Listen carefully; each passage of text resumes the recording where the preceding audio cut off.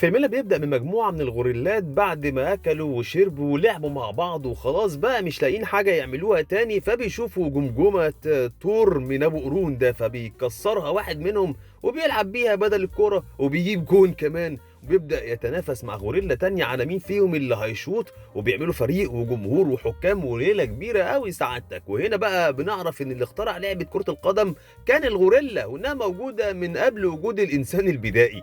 بيرفع الكورة اللي فوق بتنزل على صدر الغوريلا تاني، بس المرة دي بشري عادي، وبيلعبوا ماتش عادي بس تحسها مباراة لمجموعة مسجلين خطر يعني. المهم بيبدأ الفيلم وبيشوف واحد اسمه بيادرو وهو واقف عند لعبة كرة الطاولة بتاعته، بيتخيل ماتش حقيقي واقف قدامه ابنه بيندع عليه فبيقول له يروح ينام، فبيقرب عند اللعبة فبيمنعه بيادرو وبيقول له يروح ينام. بعدها بيكون مع مراته لورا وبتقنعه يحكي لابنهم قصة كرة الطاولة بتاعته عشان يقدر يحافظ عليها. بيقول لها انه مش هيفهم ومش هيصدق، لكن بيوافق في الاخر وبيروح يحكي لابنه. بيعمل ادريان نفسه نايم، لكن بيادرو بيعرف يصحيه وبيبدا يحكي له. بنرجع فلاش باك لما كان بيادرو طفل عنده 13 سنه وشغال مع ابوه في المطعم بتاعه، وبيوصل الطلبات، وبيشوف وقتها لوريتا مع اخوها وبيقع في حبها وبيكون عايز يوريها اللعبه بتاعته، بيقول لها انه بطل كره الطاوله، وبيروح يوريها بيلعب اللعبه ازاي وبتنبهر بيه. بعدها بيدخل شاب رخم جدا، لا رخم ايه ده، رخم بزياده، ومعاه 3 اصحابه، بيضرب اخو لوريتا بالكوره، بعدها بيضرب ولد كمان وبيتريق على بيادرو وبيتحداه يلعبوا كره طاوله.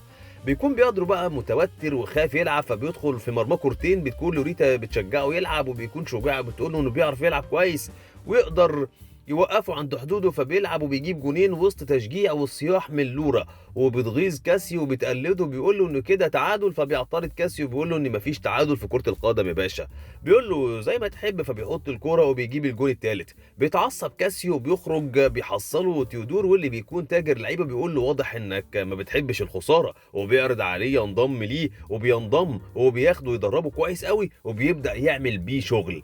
وبعد ما بيعدي وقت طويل وبيكبروا بيكون بيادرو زي ما هو لسه في المطعم وكل واحد على حاله ما عدا لوريتا، واللي بتكون قررت انها هتسافر بلد تانية تكمل دراستها، وبتكون راحت عشان تودع بيادرو، بتقول له انه لازم يخرج ويدور على حلمه مكان تاني، ما ينفعش يقضي عمره جنب طاولة الكرة في المطعم يعني.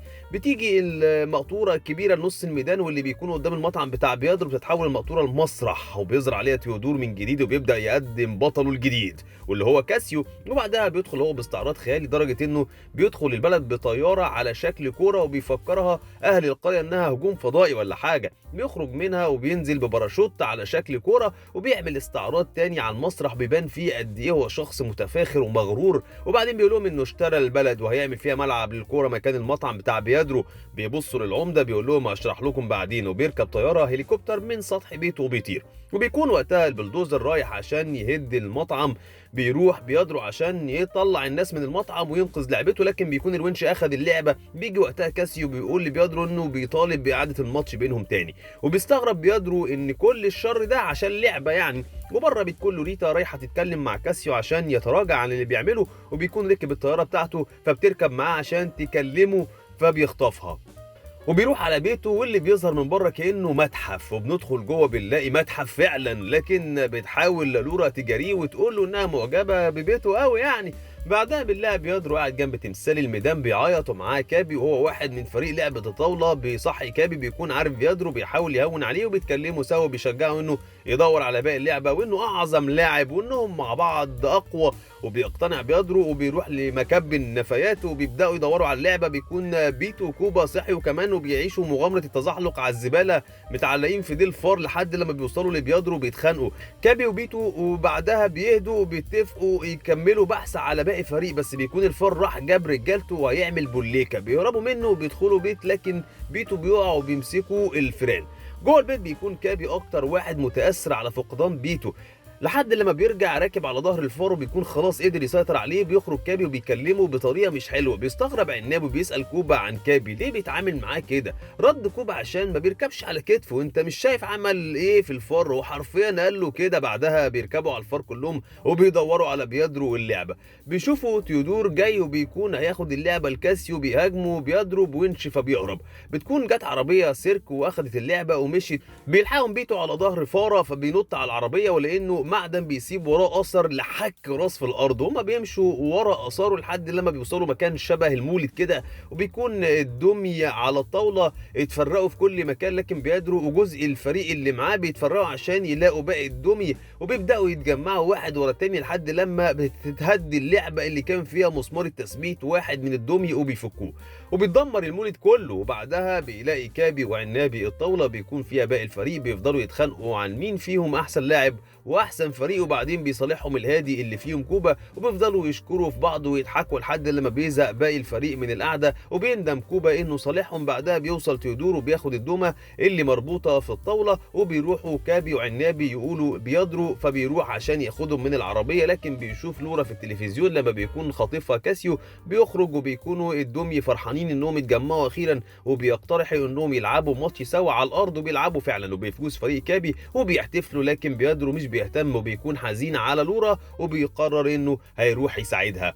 بيحاول الفريق يقنعوه بعكس ده وانهم مش محتاجينها وانهم اتجمعوا مع بعض خلاص، لكن بيدرو بيصمم على قراره، بيمشي وهم بيراجعوا تفكيرهم وبيروحوا وراه. بيركب هو العربيه مكان السواق، والدميه اللي كانت في العلبه مع تيودور بترجع مكانها، والباقيين بيفضلوا مع بيدرو بيسوق العربيه وبيروح لقصر كاسيو، وبيكون هناك لورا مع كاسيو بيفرجها على القصر بتاعه واللي هو عباره عن متحف تماثيل كلهم شبهه، وبتحاول لورا تفهم منه ليه متمسك بمدينتهم وهدمها واللعبه رغم انه عنده كل حاجه وبيفوز بكل حاجه. فبيقول لها ان اللعبه بتاعت بيدرو بتمثل الهزيمه الوحيده في حياته وانه مش قابل بوجودها ولازم يمحيها. بيدخل عليهم تيودور وبيكون جاب له نص الدمي بس بيتعصب وبيزعله، بس بياخدهم منه وبعدها بياخدها عشان يوريها حاجه. بيركبوا الطياره وبيشوفهم بيدرو بيحس انها ضاعت منه تاني، لكن كاسيو بيكون رايح المعمل بتاعه اللي هو جنب القصر اصلا، وبتساله لورا ما كناش نقدر نمشي، فبيقول لها انه ما بيمشيش متر من غير راعي للخطوتين دول. بيروح وراهم بيدرو والدمي وبيحاولوا يكسروا الباب بدماغهم، وبندخل لكاسيو وهو بيوريها المعمل ويقول لها ان ده هو مستقبل كرة القدم، وبيكون حابس حيوانات عبارة عن ضفادع منفوخة ونعام وشه على شكل جزمة وحمام متشرس وبيطلع نار من عينه، بيوريها جزمة عايز يحدثها زي الحيوانات دي، وبيحطها على سير مكنة بيحطها معاها علبة الدمي، بتقول ان الدمي مش مؤذية في حاجة وليه عايز ينتقم منهم. بيقول لها تاني انهم بيمثلوا هزيمته الوحيدة، وبيقول لها انه هيعمل منهم جزمة عشان يلبسها في كل المباريات بتاعته، ولو مش هتمده بالقوة هيكون بيدوس عليهم برجليه في كل مرة يلبسها وهيكون ارتاح نفسيا. بتحاول توقف الماكينة لكن هو بيشغلها تاني وبيحاول يتهجم عليها، لكن بيكون بيدرو والدمي قدروا يكسروا الباب وبيدخلوا. بينط بيدرو عشان يبعد كاسيو عن لورا، بيمسكوا كاسيو بيقول له انه ضعيف ما يقدرش يقاوم. كاسيو بقوته وسلطته وبابا غنوجه بتقول له لورا يسيبه ما يزهوش. بيتضايق كاسيو بيقول لها معقول تكوني معجبة بالحسالة ده؟ بتقول له ولو معجبة بيه هتعمل ايه يعني؟ فبيزقها وبتقع على جهاز التحكم في الغرف بتاعت الحيوانات وبيتحرروا كلهم. في الوقت ده بيكونوا الدمي قدروا ينطوا على الماكينه عشان ينقذوا باقي الدمي، وفعلا بينقذوهم، لكن بيقع كابي وعنابي وبيكونوا وقعوا عند مكان الفرن، وبتيجي حمامه تهاجم بيتو بيمسكها من رجليها وبيقدر يسوقها، وبيكونوا الدمي كلهم متعلقين في رجل بعض وبينقذوا كابي وعنابي من الماكينه. بيكون النعام دمر المكان واتملى غاز. وقت ما بيهرب بيتو بالفريق بيقع مسمار من واحد منهم على ماكينه الفرن وبيعمل نار بتفجر المكان كله، لكن محدش بيتأذي. وبره بتكون الشرطه قبضت على بيدرو ولورا، وبتكون الصحافه بتعمل حوار مع كاسيو. وفي العربيه بتكون لورا بتزعله انه عرض نفسه للخطر عشانها وانها تقدر تحمي نفسها، ولو فاكر اني هقع في حبك عشان جيت تنقذني من واحد ندل ووحش وملوش مبدأ وتتحدى واحد اقوى منك فانت بتحلم. هي قالت له كده فعلا. وقتها بتلمع لمبه افكاره، بيقرر انه يتحداه فعلا، وبينزل من العربيه بيقول له انه عايز يعيد المباراه اللي هزموا فيها زمان، وبيكون متعمد يقول كده قدام الصحافه لانه المفروض عمره ما اتهزم في حياته. وبتيجي لورا وبتقول له ان المباراه هتكون على رهان والفايز هياخد المدينه، فبيوافق كاسيو لكن على مباراه حقيقيه مش طاوله. وبيحاول بيدرو ولورا يجمعوا فريق من الشباب لكن محدش بيوافق يلعب معاهم، وخصوصا انهم هيلعبوا فريق المستبدين، وبعدها ما بيلاقيش غير الناس العجزه هم اللي وافقوا يلعبوا معاه، فجمعهم كلهم وعمل بيهم فريق ناقص واحد.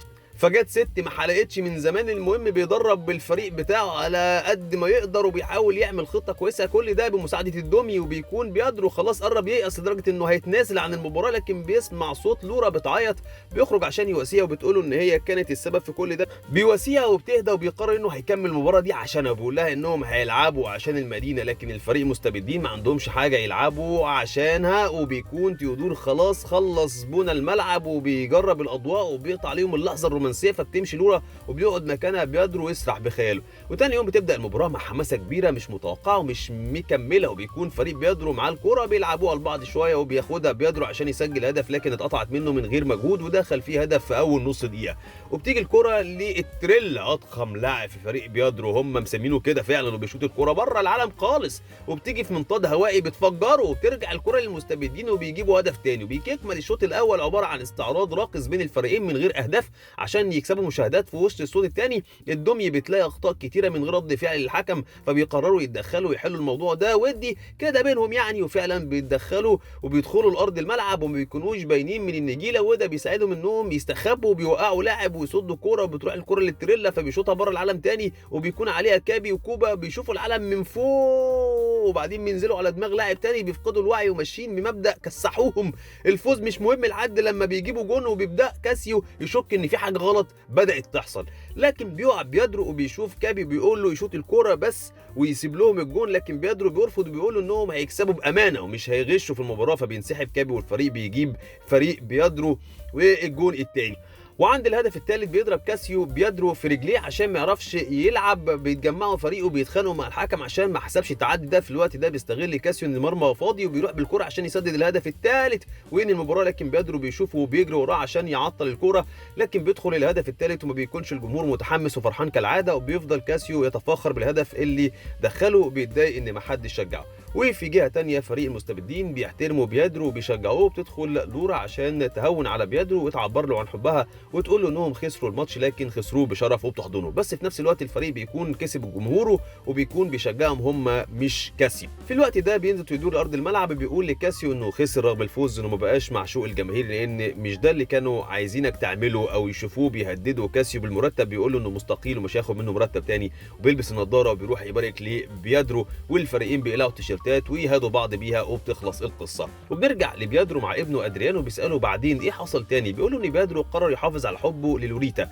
واتجوزها وخلف منها ولد جميل وبيطبطب على خده، لكن ادريان بيقول له يعني عايزني اقتنع ان جزء من المباراه كان للدمي وانهم سبب في الفوز، فرد عليه وقال له انا حكيت لك القصه كامله والباقي عليك ان تصدق او لا. فبيقول له طب هم فين ورهم لي، بيقول له لو صدقت هتشوف، وبيسيبه وقبل ما يخرج بيساله عن سكان المدينه فقال له انهم قرروا يدوروا على مدينة تانية تناسبهم وبيخرج.